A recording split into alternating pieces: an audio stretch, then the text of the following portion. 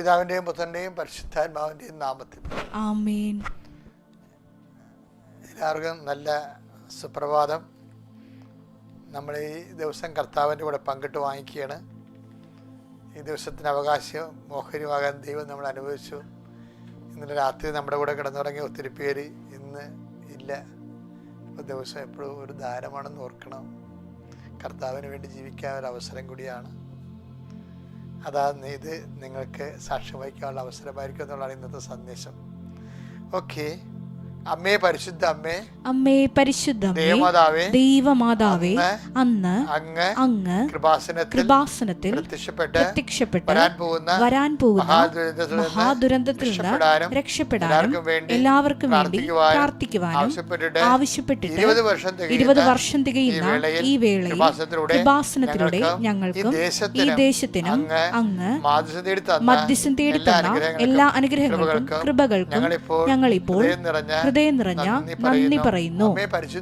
അമ്മേ പരിശുദ്ധ അമ്മേ, ജപമാല മാതാവേ, സകല കൃപാസനം പ്രാർത്ഥനകളോടും ചേർത്ത് ഞങ്ങളിപ്പോൾ പ്രാർത്ഥിക്കുന്ന ഈ കുടുംബത്തിന്റെ പ്രത്യേക നിയോഗം. മക്കളെ, ഇന്നത്തെ പ്രാർത്ഥന ആവശ്യം ഉദ്ദേശിക്കണം.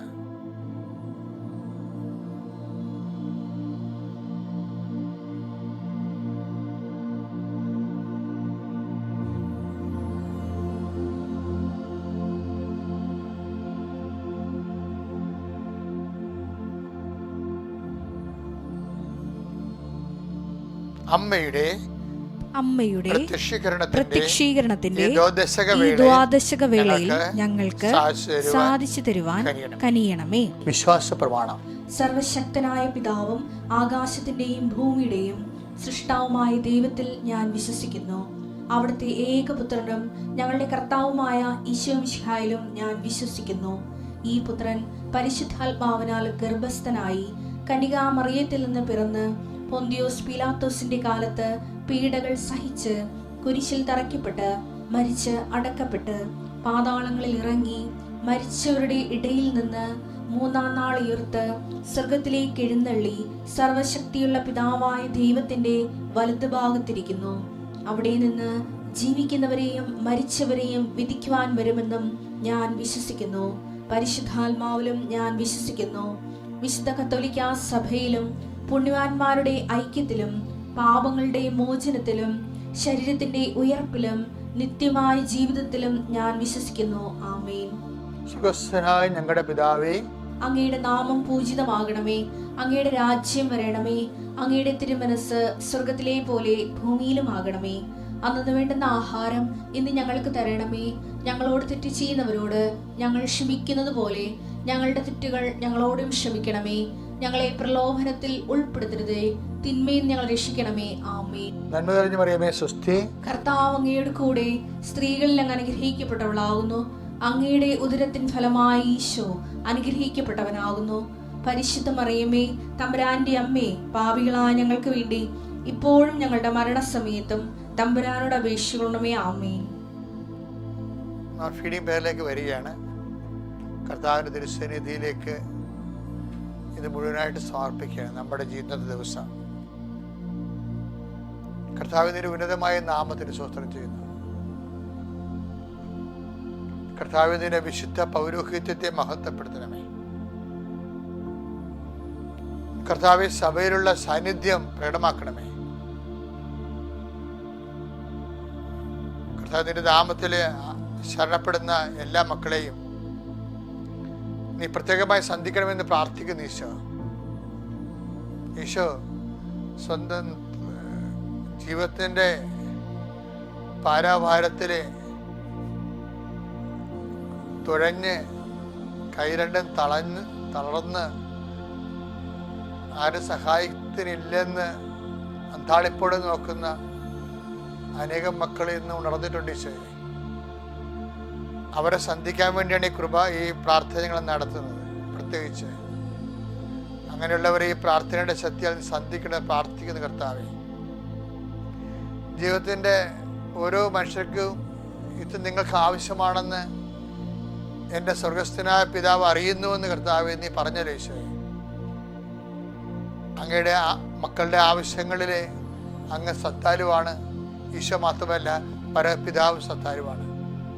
അതാണ് ഞങ്ങളുടെ ഒരു ആശ്വാസം ഈശോയെ. ഓരോ ആവശ്യങ്ങളുടെ സമ്മർദ്ദത്തിൽ സങ്കടപ്പെട്ട് ഞെരിയുന്ന മക്കളെ അവിടെ കഴിവ് കൊണ്ട് തന്നെ അവർക്ക് രക്ഷപ്പെടാൻ നിവൃത്തിയില്ലെങ്കിൽ, എൻ്റെ അമ്മയെ പരിശുദ്ധമ്മ ദേവമാതാവേ, അവർക്ക് സ്വന്തം അമ്മയായിക്കൊണ്ട് അവരെ കൈപിടിച്ച് ഉയർത്തണമെന്ന് പ്രാർത്ഥിക്കുന്നു. പത്രോസിനെ എങ്ങനെയാണ് കർത്താവേ മുങ്ങിപ്പോയപ്പോൾ നീ കൈ കൊടുത്തതുപോലെ മുങ്ങിപ്പോകുന്ന എല്ലാ മക്കൾക്കും മനസ്സുകൊണ്ട്, സാമ്പത്തിക തകർച്ച കൊണ്ട്, രോഗം കൊണ്ട് മുങ്ങിപ്പോകുന്ന എല്ലാ മക്കൾക്കും നീ കൈ കൊടുക്കണമേ എന്ന് പ്രാർത്ഥിക്കുന്നു. കടലിൻ്റെ മീതെ നടന്നു വന്നവനെ കർത്താവേ കൈനീട്ടി നീ ഞങ്ങളുടെ മക്കളെ സന്ധിക്കണമെന്ന് പ്രാർത്ഥിക്കുന്നു. ദൈവത്തിൻ്റെ കരുണ ആണല്ലോ കർത്താവേ കൈയും കാലുമായി ക്രിസ്തുവായി കടലിൻ്റെ മീതെ നടന്നു വന്നത്.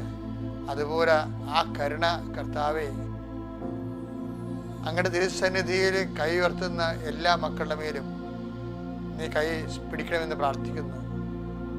കടകൾ നടത്തിയവരുണ്ട്, അത് പൂട്ടാൻ പോകുന്നവരുണ്ട്. കുഞ്ഞുങ്ങൾ നാളെ എങ്ങനെ പഠിപ്പിക്കുമെന്ന് അറിയാൻ പാടില്ല, അത് വിഷമിക്കുന്നവരുണ്ട്. ബന്ധുക്കളും സ്വന്തപ്പെട്ടവരും ഒക്കെ കരകയറുമ്പോഴും അവർ തിരിഞ്ഞു നോക്കാതിരിക്കുമ്പോഴും അതിൻ്റെ പേരിൽ ഒറ്റപ്പെട്ടു പോകുന്ന അവസ്ഥകളിൽ വിഷമിക്കുന്ന അനേകം മക്കളുണ്ട്. ഈശോയിൽ ചുറ്റുപിടിച്ച് ജപ്തിയായി പോകുന്നവരുണ്ട്, അടക്കാൻ പറ്റാത്തതിൻ്റെ പേരിൽ ജപ്തിയായി പോകുന്നവരുണ്ട്. ചില വാടകക്കാർ കയറിയിട്ട് വാടകയ്ക്ക് ഇന്ന് ഇറങ്ങിപ്പോകാത്തവരുണ്ട്. അതിൻ്റെ പേരിൽ അത് കൊടുക്കാനും പറ്റുന്നില്ല, കുടുംബത്തിലെ പുതിയ ചിലവുകൾ നടത്താനും പറ്റണില്ല.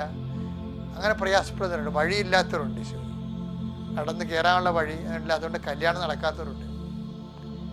അങ്ങനെ പല പല വിഷമതകൾ കൊണ്ട് കർത്താവെ ആരോടും പറയാതെ പറഞ്ഞിട്ടെന്ത് കാര്യമെന്ന് ഓർത്തിട്ട് ഇങ്ങനെയുള്ള കാര്യങ്ങളൊക്കെ സ്വയമായിട്ട് തൊണ്ടേപ്പടുത്ത പോലെ വിഴുങ്ങിത്തെറിക്കരുന്ന മനുഷ്യൻ.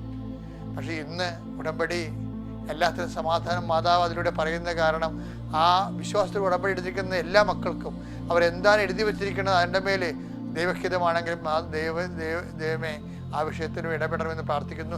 ഇന്ന് ഇടപെടണമെന്ന് പ്രാർത്ഥിക്കുന്നു. കർത്താവെ സാക്ഷ്യം പറയാൻ മക്കൾക്ക് സാധിക്കുന്ന വിധത്തിലുള്ള അടയാളങ്ങൾ നൽകി അവരെ അനുഗ്രഹിക്കണം പ്രാർത്ഥിക്കുന്നു. രോഗങ്ങൾ കർത്താവ് വിദേശ മക്കൾ ജോലിക്ക് അവരെ പഠിക്കാൻ പോയി, കുടുംബത്തെ 10-40 വർഷം കടമായി. പക്ഷെ അവർക്ക് അവിടെ പഠിക്കുന്ന സ്ഥലത്ത് ജോലി കിട്ടണില്ല. അവർ തിരിച്ചു പോരേണ്ടി വരുന്ന അവസ്ഥയിൽ എന്ത് ചെയ്യും ദൈവമേ? അതിവിടെ അവർ ജീവിച്ചതിനേക്കാൾ കഷ്ടമായ ഒരു സാഹചര്യത്തിലേക്ക് അവർ പോയിക്കൊണ്ടിരിക്കുന്നു. അങ്ങനെയുള്ളവരെ ഇന്ന് നീ സന്ധിക്കണമെന്ന് പ്രാർത്ഥിക്കുന്നു. ഇത് ഇന്നത്തെ പ്രാർത്ഥന, ഇന്നത്തെ നിയോഗമാണ് കർത്താവ്.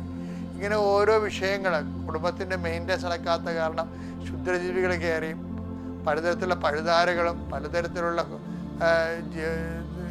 ജീവികളൊക്കെ കയറി ഉറങ്ങാൻ പോലും പറ്റാത്ത ആൾക്കാരുണ്ട് ഈശോയെ. അവരെ അതെല്ലാം കൊണ്ട് സഹിച്ച് ആര് സഹിക്കും, ആര് രക്ഷപ്പെടുത്തും എന്നൊക്കെ വിചാരിച്ചുകൊണ്ട് മനസ്സ് നിലവിച്ച് അങ്ങനെ ജീവിക്കുന്നവരുണ്ട്.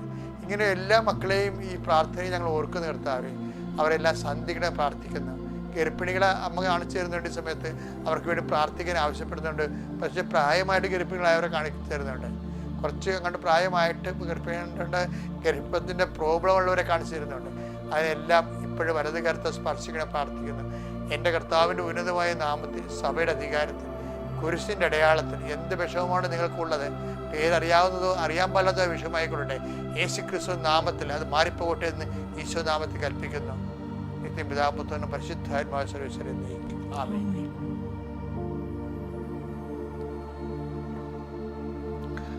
ഓക്കെ, എൻ്റെ പ്രിയപ്പെട്ടവരെ, നമ്മൾ ഇന്ന് വായിക്കുന്ന സുവിശേഷം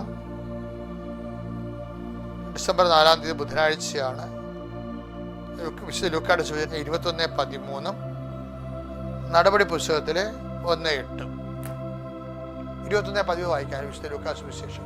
നിങ്ങൾക്ക് ഇത് സാക്ഷ്യം നൽകുന്നതിനുള്ള അവസരമായിരിക്കും. നിങ്ങൾക്കിത് സാക്ഷ്യം നൽകുന്ന അവസരമായിരിക്കും. ഓക്കെ, ഇനി നടപടി 1:8 വായിച്ചേ. എന്നാൽ പരിശുദ്ധാത്മാവ് നിങ്ങളുടെ മേൽ വന്നു കഴിയുമ്പോൾ നിങ്ങൾ ശക്തി പ്രാപിക്കും. ജെറുസലേമിലും യൂദയ മുഴുവനിലും സമരിയായിലും ഭൂമിയുടെ അതിർത്തികൾ വരെയും നിങ്ങൾ എനിക്ക് സാക്ഷികളായിരിക്കുകയും ചെയ്യും. ശരിക്കും പറഞ്ഞാലേ സഭ എന്തിനു വേണ്ടിയാണ് ആൾക്കാരെ ട്രെയിൻ ചെയ്യേണ്ടത്? കുദാശകളെ മാതൃകയായിട്ട് ജീവിക്കാൻ വേണ്ടി മാത്രമാണോ? അല്ല. നമ്മൾക്ക് പരിശീലനം ലഭിക്കേണ്ടത് സാക്ഷികളായിരിക്കാനാണ്. വേദപാഠത്തിൻ്റെ ലക്ഷ്യം എന്താണ്? സാക്ഷ്യമാണ്. ദൈവം നമ്മളുടെ മുമ്പിൽ അന്വേഷിക്കുന്നത് എന്താണ്? സാക്ഷ്യമാണ്. കർത്താവിൻ്റെ വിശുദ്ധമായ രക്തത്തിൽ വസ്ത്രം കഴുകി വെളുപ്പിച്ച സാക്ഷികളെക്കുറിച്ച് പറഞ്ഞുകൊണ്ടാണ് വെളിപാടിൻ്റെ പുസ്തകം അവസാനിക്കാൻ പോണത്. അപ്പം നിന്റെ മനസ്സിലെപ്പോഴും ഉണ്ടാകേണ്ടത് നിന്റെ സ്പിരിച്വാലിറ്റി, ആധ്യാത്മികത എന്ന് പറയുന്നത് അതിൻ്റെ മൂല്യം ഓരോ ദിവസവും വർദ്ധിക്കണം. എങ്ങനെ വർദ്ധിക്കും? സാക്ഷികളായിക്കൊണ്ട് വർദ്ധിക്കത്തുള്ളൂ. സാക്ഷിക്ക് എന്താ വേണ്ടത്? എന്താ ചെയ്താലും ദൈവനാമത്തിൻ്റെ മഹത്വത്തിനായിരിക്കണം. ഇത് നിങ്ങൾക്ക് സാക്ഷ്യം വഹിക്കാനുള്ള അവസരമായിരിക്കുന്നു. അപ്പോൾ നമ്മുടെ ജീവിതത്തിൽ ഉണ്ടാകുന്ന നെഗറ്റീവാണ് കൂടുതലും സാക്ഷ്യം വഹിക്കാൻ നമ്മളെ സഹായിക്കുന്നത്. അപ്പോസ്തലന്മാരുടെ പീഡനങ്ങളും ഞെരുക്കങ്ങളെക്കുറിച്ച് പറഞ്ഞതിന് ശേഷം ഈശോ പറയണത് ഇത് നിങ്ങൾക്ക് സാക്ഷ്യം വഹിക്കാനുള്ള അവസരമായിരിക്കും. അപ്പോൾ നമുക്ക് ലഭിക്കുന്ന അവഗണന, നമുക്ക് കേട്ടിരിക്കുന്ന നിരാകരണം, നമുക്ക് ലഭിക്കുന്ന രോഗങ്ങൾ, നമുക്ക് ലഭിക്കുന്ന ഒറ്റപ്പെടലുകൾ, അതെല്ലാം ക്രിസ്തുവിൻ്റെ കൂടെ കൂട്ടിവെക്കണം. എന്നിട്ട് ക്രിസ്തുവിനെ സംവഹിക്കുന്നത്, ക്രിസ്തുവിൻ്റെ പീഡാനുഭവങ്ങളെ നമ്മൾ ഏറ്റുപറയണതും അവൻ്റെ പീഡാനുഭവങ്ങളെയും മരണത്തെയും പ്രഖ്യാപിക്കുന്നതും നമ്മുടെ ഇതുപോലെയുള്ള ശാരീരികവും മാനസികവുമായിട്ടുള്ള പല സങ്കടകരമായ അവസ്ഥകളിലൂടെ കടന്നു പോകുന്നതാണ്. അപ്പോൾ ക്രിസ്ത്യാനിയെ ഒരു ക്രിസ്തു വിശ്വാസം സംബന്ധിച്ചിടത്തോളം എല്ലാം ഇത് എന്നാ പറയണത്, ഇത് നിങ്ങൾക്ക് സാക്ഷ്യം വഹിക്കാനുള്ള അവസരം ലഭിക്കും. അപ്പം നമ്മൾക്ക് ലഭിക്കുന്ന അവസരങ്ങൾ, ഇപ്പം നിൻ്റെ ജീവിതത്തിൽ സാധാരണ നീ ഒരു ഭർത്താവാണ്, അല്ലെങ്കിൽ നീ ഒരു ജോലിക്കാരനാണ്, അല്ലെങ്കിൽ നീ ഒരു വിദ്യാർത്ഥിയാണ്, അല്ലെങ്കിൽ നീ ഒരു വീട്ടമ്മയാണ്, എന്തായിക്കോട്ടെ. അപ്പം സാധാരണ വീട്ടിൽ അമ്മയെക്കാളൊക്കെ ചിലപ്പോൾ നിനക്ക് ജോലിക്ക് തടസ്സമുണ്ടാകും, കഷ്ടപ്പാടുണ്ടാകും. സാധാരണ അപ്പന്മാരെക്കാൾ ഇരട്ടിപ്പണി ചിലപ്പോൾ നീ ചെയ്യേണ്ടി വരും, കുടുംബത്തിൻ്റെ പ്രാരാബ്ധങ്ങൾ കാരണം. ചിലപ്പോൾ സാധാരണ വിദ്യാർത്ഥികളെക്കാൾ നീ ചിലപ്പോൾ പഠിക്കേണ്ടി വരും. കാര്യം എന്ന് വെച്ചാൽ നിനക്ക് മനസ്സിലാകാത്തത് കൊണ്ടാണ്. ചിലക്ക് ഒറ്റ വായനക്ക് മനസ്സിലാവും. ഇപ്പം എനിക്കൊക്കെ ആണെങ്കിൽ കുറേ വായിച്ചാലേ മനസ്സിലാകത്തുള്ളൂ. അപ്പോൾ ഞാൻ എങ്ങനെ ഇരുന്ന് വായിക്കും? ഇതുവരെ വായന നിർത്തിയിട്ടുമില്ല. അപ്പോഴെന്താ അത് ഇപ്പം മറ്റുള്ളവർക്ക് നിസ്സാരമായിട്ട് ചെയ്യുന്ന പല കാര്യങ്ങളും നമ്മൾക്ക് കുറച്ച് ക്ലേശമാകും. ഈശോ പറഞ്ഞത് ഇത് നിങ്ങൾക്ക് സാക്ഷ്യം വഹിക്കാനുള്ള അവസരമായിരിക്കും. അതാണ് ഇത് നിങ്ങൾക്ക്. അപ്പം എന്തെങ്കിലും എക്സ്ട്രാ വന്നാൽ അതെല്ലാം സാക്ഷ്യത്തിൻ്റെ അവസരമായി ദൈവനാമ മഹത്വത്തിനെ കാഴ്ചവെക്കണം. അത് ഇന്ന് വരെയാണ് കാഴ്ചവെക്കേണ്ടത്. നടപടി 1:8 പറയാൻ എന്താണ്? ഭൂമിയുടെ അതിർത്തികൾ വരെ. ഭൂമിയുടെ അതിർത്തി എന്ന് പറഞ്ഞാൽ എന്താ? അന്റാർട്ടിക്ക വരെ വല്ലതാണ്? അതൊന്നും അല്ല. നമ്മുടെ ജീവിതം എപ്പോൾ തീരുന്നു അപ്പോൾ വരെ. അവസാനത്തെ വിശ്വാസമാണ് നമ്മുടെ. എപ്പോൾ നിലക്കുന്നു, നമ്മൾ എപ്പോൾ കിടപ്പിലാകുന്നു, എപ്പോഴും ഇങ്ങനെ നടന്നു പോകുന്ന ആൾ എപ്പോഴാണ് കിടന്നു പോണത്, അതാണ് നമ്മുടെ ഭൂമിയുടെ അതിർത്തി. അതുവരെ ക്രിസ്തുവിൻ്റെ സാക്ഷികളാകാൻ.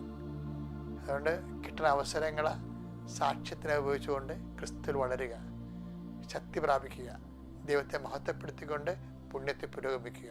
Price the Lord.